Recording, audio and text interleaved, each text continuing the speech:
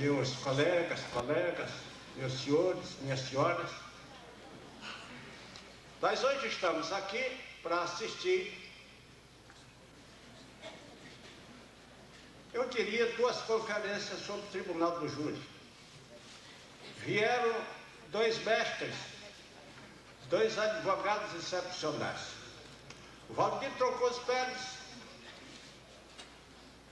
é hoje o último remanescente dos advogados criminalistas de São Paulo,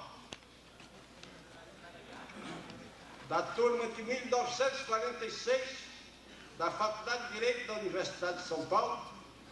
Logo depois de formado e inscrito na ordem, foi nomeado procurador do Estado, aquele tempo chamado advogado do Estado, e foi trabalhando na Procuradoria de Assistência Judiciária, que pertence à Procuradoria-Geral do Estado, e começou a defender os pobres, os carentes do Tribunal do Júri. Naquele tempo só existia um Tribunal do Júri, funcionava no velho Palácio da Justiça, no salão que ainda hoje existe. E o Valdir ainda conheceu, pelo menos a fama dos grandes criminalistas da época, que era José Adriano de Barris Júnior, Cirilo Júnior e Antônio Augusto de Coveiro. O Valdir enfrentou as grandes figuras do Ministério Público de São Paulo, porque para o Tribunal do Júri, sobretudo quando tinha só um tribunal, ia a elite, tanto do Ministério Público como da advocacia. Valdir Troncoso Pérez teve uma atuação brilhante e ali começou a sua vida profissional e também o seu prestígio, que foi aumentando de ano em ano. O talento de Valdir Troncoso Pérez é de causar espanto, é admirável. Cultura geral grande.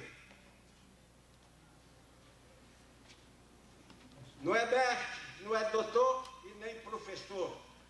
É um advogado criminalista, sobretudo na tribuna do júri. O advogado é advogado. Naturalmente, se for um professor, se tiver um doutorado, um mestrado, pode ajudar. Mas o advogado, sobretudo o advogado criminalista, tem que possuir qualidades excepcionais, sobretudo se quiser trabalhar na tribuna do júri. Valdir Troncoso Pérez é este grande advogado criminalista, excepcional advogado criminalista, que tem a qualidade suprema das almas superiores, a humildade, a modéstia. É conhecido no nosso meio como espanhol. Amigo de todos, dizendo sempre o que quer e o que precisa ser dito, sem se incomodar com as consequências. É este o grande advogado que temos o privilégio de ouvir nesta tarde. Mas o mais baixo é mais jovem, não é tão jovem. É da turma de 1958, também da velha Academia de Direito do Largo de São Francisco.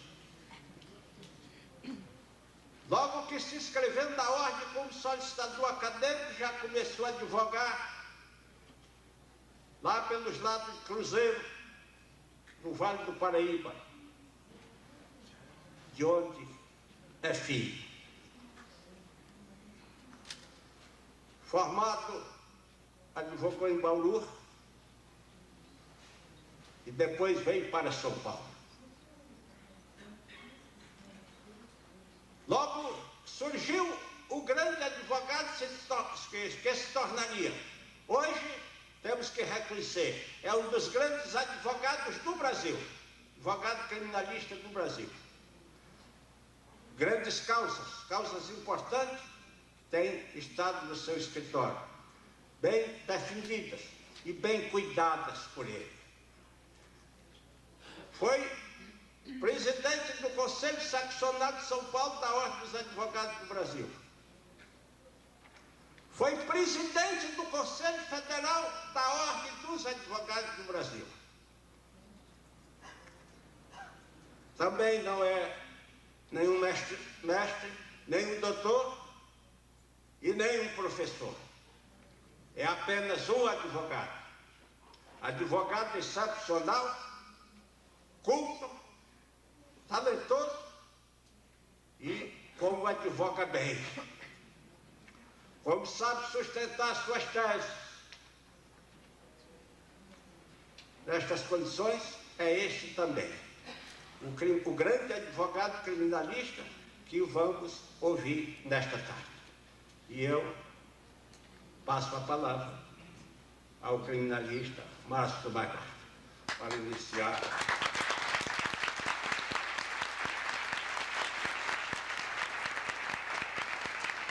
Falará por 30 minutos, conforme as ordens que recebi.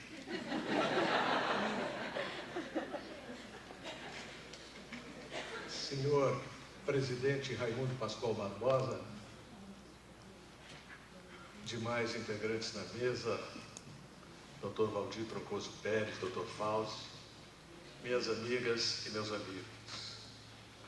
Eu, ao lado do Dr. Fausto, estou me sentindo uma espécie de estagiário nessa mesa.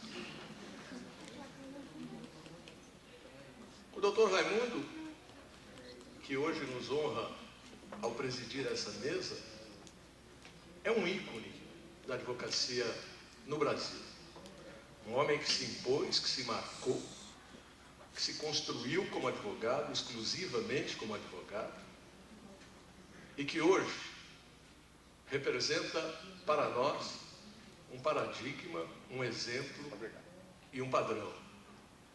Lembro-me de uma vez que tive a honra de saudá-lo e parafraseei Manuel Bandeira, o grande poeta de Pernambuco, dizendo que ele para nós era um pai, um amigo, um áspero irmão.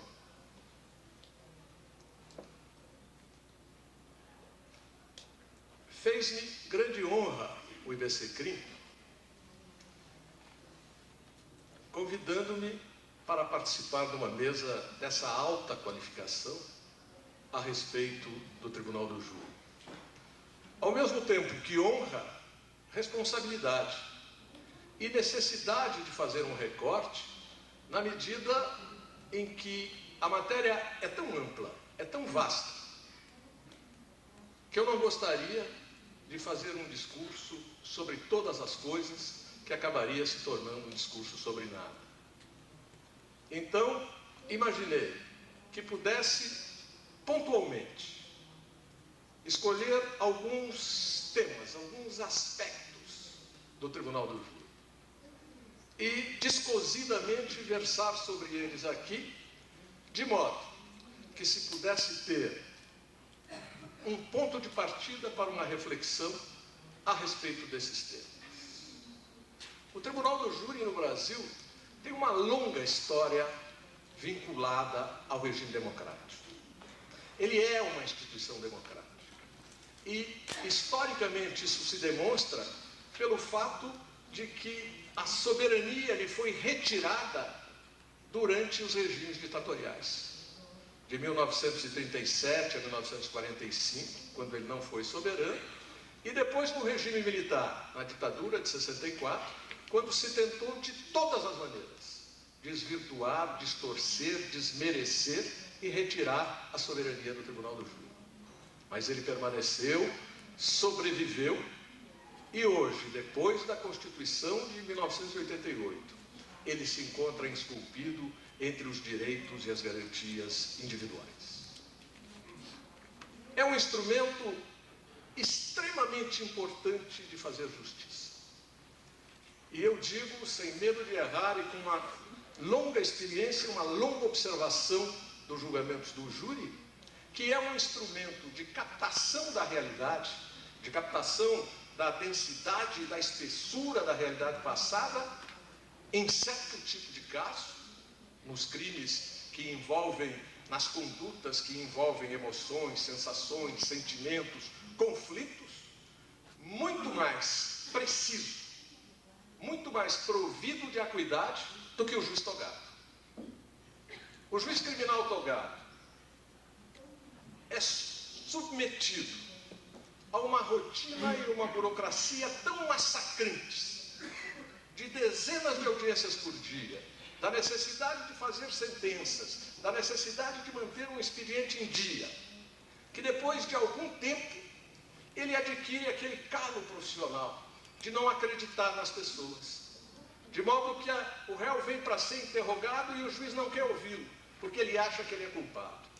Ao contrário do júri, onde 7 cidadãos leigos se sentam numa tribuna e passam um dia para fazer um julgamento. Então o júri, que não é obrigado a motivar as suas decisões, o júri que pode decidir de acordo com a sua consciência e com os ditames da justiça, tem se mostrado, ao longo dessas décadas de 1940 para cá, um instrumento sensível, um instrumento inteligente e exato de ministrar justiça. Basta que pensemos, para mostrar como o júri é assim sintonizado com a realidade, sintonizado com a média do pensamento da comunidade, basta pensar num aspecto, o chamado homicídio passional, o chamado homicídio que se faz envolvendo esses sentimentos das pessoas. Antes do Código Penal de 1940 existia uma dirimente que era a privação de sentidos e de inteligência. E por essa porta escaparam da condenação dezenas e dezenas de homicidas, que diziam simplesmente isso: não, eu matei, mas naquela hora eu estava privado dos meus sentidos e da minha inteligência. Em 1940, afastou-se a possibilidade dessa dirimente. E o júri, em relação a esse chamado crime passional, nas décadas de 40, 50, 60 e até 70, passou a aceitar, exprimindo a opinião média das comunidades, sintonizado com o pensamento das pessoas que compunham a sociedade. Passou a aceitar uma figura construída chamada legítima defesa da honra. Ou seja, o marido se adjudicava o direito de matar a mulher e depois era absolvido pelo júri, sintonizado com a opinião média da comunidade, porque dizia: não, a honra é um bem jurídico, eu podia defender esse bem jurídico estava sendo atacado. Dezenas e dezenas de casos, dezenas e dezenas de vezes, os grandes advogados criminais brasileiros, Valdir Troncoso Pérez, Evandro Lins e Silva, Romero Neto, Raimundo Pascoal Barbosa, Hermenegildo Valente, Antônio Augusto de Almeida Toledo, José Carlos Dias, todo esse panteão de grandes advogados defendeu, sustentou e conseguiu êxito, sustentando e defendendo essa tese. Nos fins dos anos 80, dos anos 70, no começo dos 80, o que aconteceu no Brasil de interesse para isso? O fortalecimento dos movimentos de mulher. As mulheres passaram a agir, a se organizar, a lutar, a fazer um trabalho na sociedade, mostrando que o discurso do júri era machista. Que o discurso do júri era machista, fossem os seus integrantes, homens ou mulheres. Que havia impregnado na sociedade esse sentimento de que se podia matar em defesa da honra, em defesa da honra nas mais variadas situações.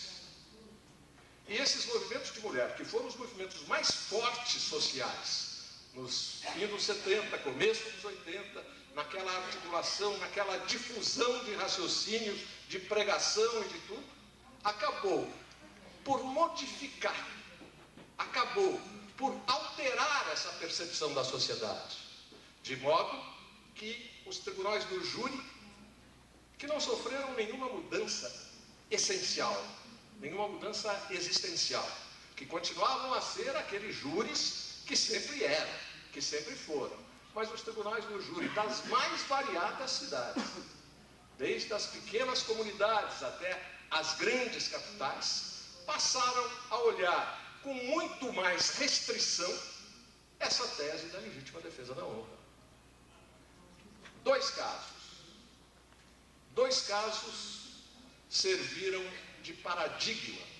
Eu só vou mencionar esses casos exclusivamente em função do fato de que eles são datados e de que eles mostram essa transferência, essa mudança, essa transformação no pensamento do júri. Dois casos foram típicos e exemplares dessa questão. O julgamento de Doca Street, que na primeira vez logrou uma absolvição pela legítima defesa da honra, com um excesso culposo, e que na segunda vez, sustentada a mesma tese, sofreu um revés, quando a defesa era representada por um dos maiores advogados criminais do Brasil, que é o Dr. Humberto Teles, do Rio de Janeiro, e ele teve essa linha de legítima defesa da honra afastada e relegada. O outro caso, também paradigmático, foi Lindomar Castilho, que, levado a julgamento em 1984, a tese da legítima defesa da honra nem sequer foi sustentada, porque já se via que ela era inviável, já se via que ela não conseguiria lograr êxito. E a partir daí, o júri, sensível às mutações e às alterações que se processam no pensamento médio da sociedade, da comunidade, passou cada vez mais, a não ser em circunstâncias excepcionais, a recusar esse tipo de defesa, que é a legítima defesa da honra. Isso mostra, a meu ver, a importância de se revalorizar o júri como um instrumento de fazer justiça. Porque ele é um bom meio. Ele é um bom instrumento, ele é um bom caminho, ele é uma grande possibilidade de se fazer justiça. Existem até defensores da tese de que se devia alargar a competência do Tribunal do Júri. O ministro Evandro Lins e Silva defende isso vigorosamente. O Tribunal do Júri já julgou os crimes contra a economia popular, podia voltar a julgá-los. Já julgou os crimes de imprensa, podia voltar a julgá-los. Já poderia, inclusive, e essa é uma tese do ministro Evandro, a qual eu quase adiro, poderia, inclusive, julgar os crimes chamados do colarinho branco, os crimes do direito penal dos negócios. Existem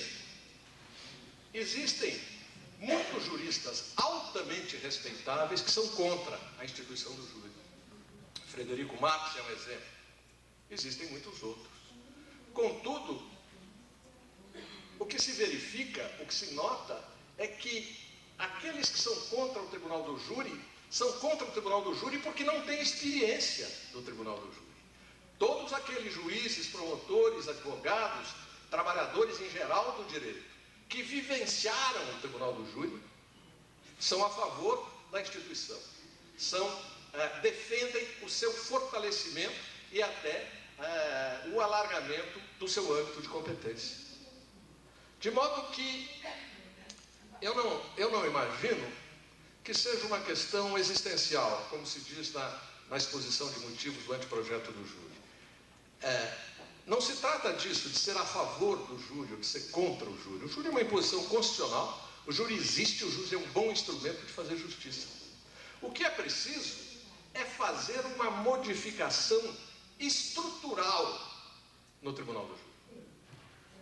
É transformá-lo num instrumento, numa ferramenta, num maquinismo mais ágil, mais expedito, mais moderno de fazer justiça. Abandonando um pouco certas fórmulas, fazendo algumas inversões, racionalizando os procedimentos e os mecanismos que ele tem. O anteprojeto, feito pela Comissão de Reforma do Código Penal, no que diz respeito à instituição do Tribunal do Júri, é excepcionalmente bom. Excepcionalmente bom. Construído por juristas e por pensadores que têm experiência do júri, que gostam do júri, que defendem a instituição. Ele faz um esforço muito grande na direção da racionalização, na direção da simplificação das fórmulas e da construção de um Tribunal do Júri ágil, esperto, perto do povo e capaz de dar uma decisão rápida. É claro que nós não podemos nos iludir com a falácia de que mudando a lei se muda a realidade. Não se muda.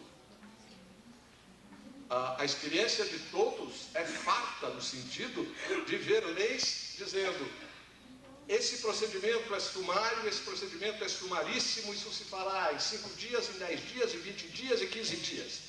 E a realidade acaba vencendo a lei, e nós temos processos, aqueles que mais carecem de celeridade, por exemplo, os processos trabalhistas, os processos de acidente de trabalho, onde as pessoas mais vulneráveis socialmente têm em jogo o seu destino e a sua possibilidade de sobrevivência, que, apesar das recomendações da lei, de que seja sumário, de que seja rápida, de que tudo se faça numa audiência, duram anos e anos e ficam sem solução.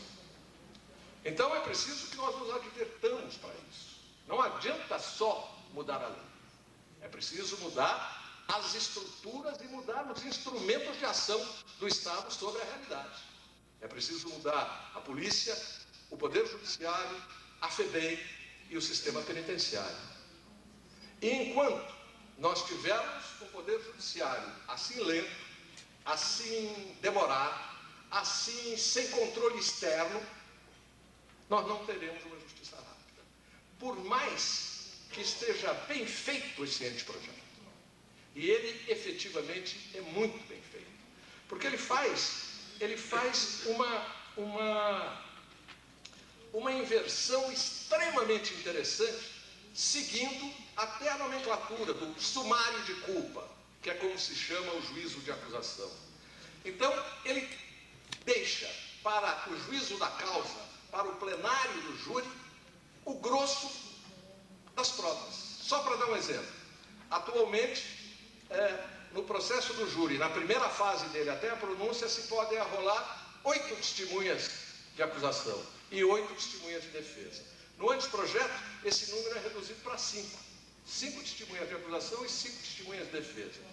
E no plenário do júri, que é onde efetivamente se deve produzir a prova, que é para os jurados terem um contato com a prova, para haver respeito ao princípio da imediatidade, ao invés dos 5 do Código de Processo Penal de hoje, são permitidas 8 testemunhas para acusação e 8 para defesa. Isso é absolutamente racional. O sistema imaginado para fazer o sumário de culpa, aquela parte inicial do processo que chega até a pronúncia, é notavelmente simplificado.